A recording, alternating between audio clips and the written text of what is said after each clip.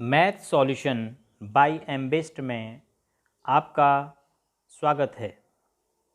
गणित विषय के संपूर्ण कोर्स NCERT पाठ्यक्रम के अनुसार पढ़ने और समझने के लिए चैनल को एक बार सब्सक्राइब कर बेल आइकन अवश्य प्रेस करें। कक्षा 9 के विद्यार्थियों का आज की ऑनलाइन कक्षा में स्वागत है। प्यारे बच्चों, आज अध्याय 10 वृत्त में दो प्रमेय पहले हम पढ़ेंगे। नंबर 1 है, एक वृत्त की बराबर जीवाएं केंद्र से समान दूरी पर होती हैं, या सर्वांगसम वृत्तों की बराबर जीवाएं केंद्रों से समान दूरी पर होती हैं। सर्वांगसम वृत्तों का मतलब एक वृत्त से ही है, क्योंकि जो वृत्त सर्वांगसम होंगे उनका मतलब वह दोनों एक ही वृत्त हैं, क्योंकि त्रिज्याएं बराबर होंगी तभी सर्वांगसम होंगे, और दो वृत्तों की त्रिज्याएं बराबर होंगी तो फिर वे वृत्त एक ही हो गए। क्योंकि अगर इस वृत्त की त्रिज्या 3 सेंटीमीटर है तो एक और वृत्त में खींचता हूँ 3 सेंटीमीटर त्रिज्या का, तो उसको मैं उठा के ठीक इसी के ऊपर रख दूंगा तो यह वृत्त ढक जाएगा, तो दोनों वृत्त एक ही हो गए। तो हम एक ही वृत्त में सिद्ध करेंगे कि एक वृत्त की बराबर जीवाएं केंद्र से समान दूरी पर होती हैं। तो देखिए, माना हम एक वृत्त लेते हैं और उसमें खींचते हैं एक जीवा AB, और इसी वृत्त की एक और जीवा है CD। दिया क्या है कि दो जीवाएं समान लंबाई की हैं, AB की लंबाई CD की लंबाई के बराबर है, तब तो ये समान जीवाएं हुई। अब जो प्रूफ करना है कि इनकी केंद्रों से दूरी, केंद्र देखो एक बिंदु के रूप में है, तो किसी भी बिंदु से किसी रेखाखंड की दूरी का मतलब होता है बिंदु से रेखाखंड पर लंबवत दूरी। तो मैं O से रेखाखंड AB पर लंब खींचूंगा तो ये दूरी हो गई OP, और ऐसे ही मैं O से रेखाखंड CD पर लंब खींचूंगा तो ये दूरी हो गई, माना इसका नाम दे देते हैं Q, तो OQ। तो इससे पूर्व में आप ये पढ़ चुके हैं कि किसी भी वृत्त के केंद्र से जीवा पर खींचा गया लंब जीवा को अर्धित कर देता है। तो अब आपने सोचना है कि हमें किस प्रकार यह मिलेगा कि OQ और OP बराबर हैं। हम क्या करेंगे, आप तब तक सोचिए, नोट करते हैं दिया क्या है। आपको दिया है कि दोनों जीवाएं बराबर हैं, अर्थात AB बराबर CD। और सिद्ध क्या करना है,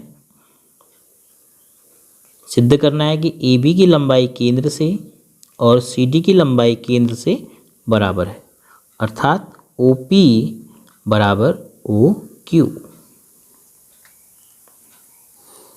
रचना हमें इसमें करनी है, त्रिज्याओं को हम मिला देंगे। तो त्रिज्या हम OC और OB खींच देते हैं। OC एवं OB त्रिज्याएं खींची।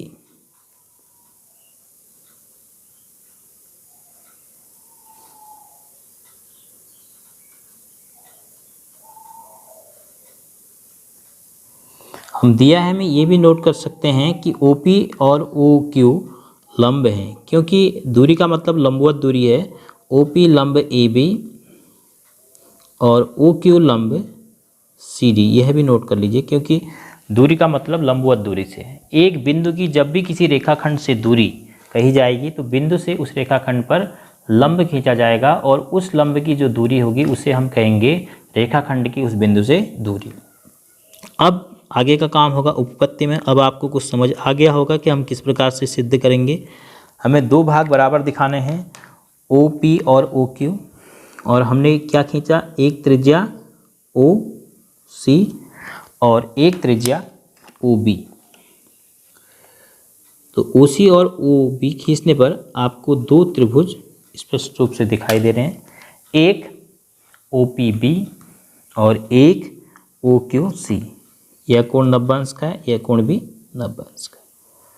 तो देखो 90 अंश के सामने की भुजा OC, यहाँ भी 90 अंश के सामने की भुजा OB, दोनों बराबर हैं, त्रिज्याएं हैं। तो 90 अंश के सामने की भुजा बराबर हो रही है, तो आपको ध्यान में ये रखना पड़ेगा कि कर्ण बराबर है, तो अर्थात RHS इसमें लागू हो सकता है। और CQ और PB बराबर है। क्यों? क्योंकि AB और CD बराबर हैं, और जो OP है लंब वह AB को अर्धित कर रहा है बिंदु P पर, ऐसे ही OQ लंब CD को आधा कर रहा है बिंदु Q पर।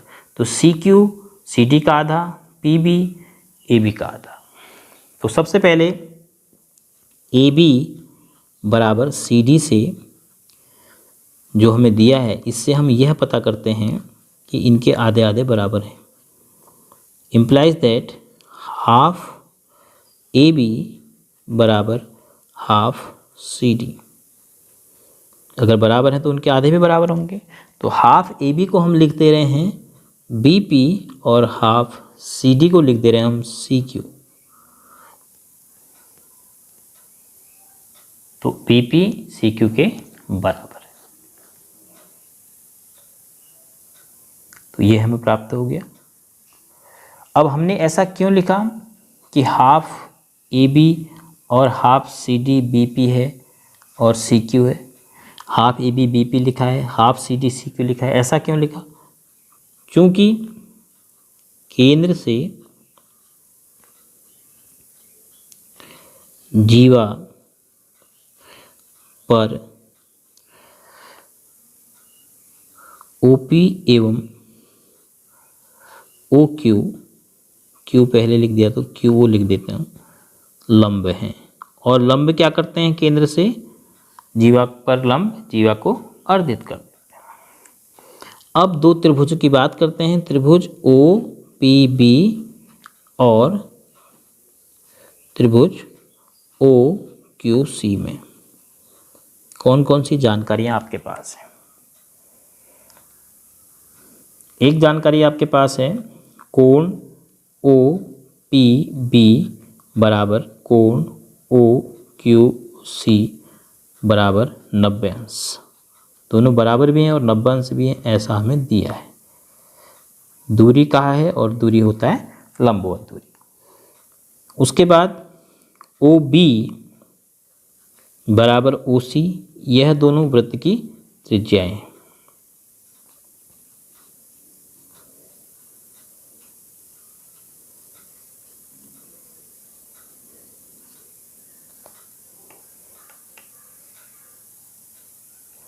इसके बाद PB बराबर CQ हमें दिखा चुके हैं, देखो BP बराबर CQ।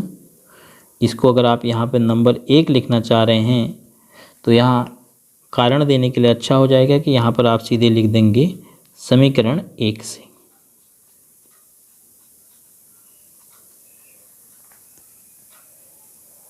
तो अब तीनों सूचनाएं RHS सर्वांग समता प्रतिबंध के हिसाब से हैं। तो त्रिभुज OPB जो है सर्वांगसम हो गया। त्रिभुज O, P की जगह Q कोण है QC, क्यों सर्वांगसम हो गया? RHS सर्वांग समता प्रतिबंध है कि यदि दो समकोण त्रिभुजों के कर्ण बराबर होंगे और उसके बाद कोई भुजा बराबर हो जाएगी तो दोनों त्रिभुज सर्वांगसम हो जाते हैं। तो RHS सर्वांग समता नियम या सर्वांग समता प्रतिबंध, इससे ये दोनों त्रिभुज क्या हो गए? सर्वांगसम हो गए। तो अब यहाँ से देखिए कि आपको OP और OQ मिल रहा है बराबर, OP बराबर OQ। तो आप लिख सकते हैं OP बराबर OQ है। कैसे? क्योंकि corresponding parts of congruent triangles are equal, सर्वांगसम त्रिभुजों के संगत भाग बराबर होते हैं। तो इसलिए हमने सिद्ध कर दिया OP बराबर OQ इति सिद्धम, यही हमें सिद्ध करना था। और दो अलग अलग वृत्त खींच के जिनकी त्रिज्याएं बराबर हैं उसको भी हम ऐसे ही दिखा सकते हैं, क्योंकि उन दोनों वृत्तों में भी देखो त्रिज्याएं बराबर हैं, दिया है, और जीवाएं बराबर हैं तो उनके आधे भाग बराबर होंगे। तो बस अंतर ये होगा कि आपको एक त्रिभुज इस वृत्त में बनाना पड़ेगा, दूसरा त्रिभुज दूसरे वृत्त में। लेकिन एक ही त्रिज्या के दो वृत्त हैं तो कहने का मतलब एक ही वृत्त भी आप खींच सकते हैं।